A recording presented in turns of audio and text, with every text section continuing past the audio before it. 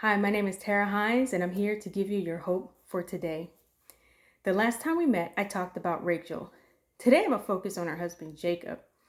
Jacob's reputation was that of a trickster. He essentially finagled situations to work in his favor. He ends up working for his father-in-law, Laban, who had the same deceitful tendencies. During his 14-year tenure with Laban, Jacob had grown as a person, abandoned his youthful indiscretions, and began to experience favor from God.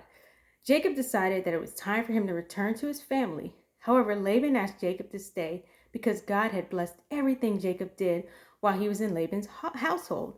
This caused Laban to grow very rich. To entice Jacob to stay, Laban asked him to name his wages and he would give it to him.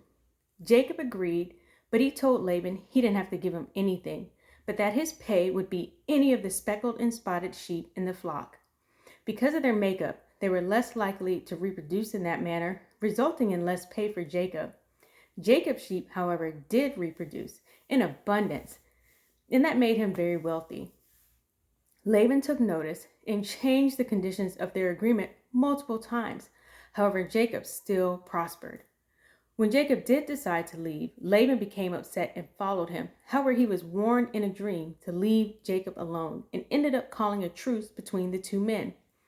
There are 3 takeaways from this story that I hope will encourage you. 1.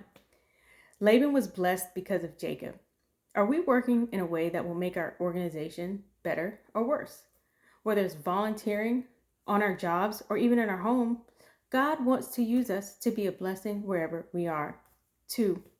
If God is for us, who can be against us? Sometimes situations at home, work, or school can become challenging, but just like Jacob, we can prosper even when we face those challenges.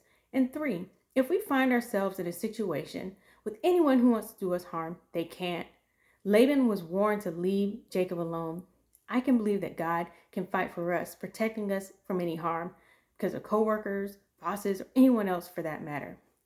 Maybe you have a difficult boss or situation. I would encourage you to work with integrity, doing the best job you can do until God opens another door. And it doesn't matter how big or small your role is either. The Bible tells us that when we are faithful over the small things, God will make us ruler over many. And many times we want to run from those hard situations. But I believe God can use those challenges to help us grow, mature, and even master our crafts. I believe when we do good work, God will protect us, allow us to prosper, and even use us to bless those around us.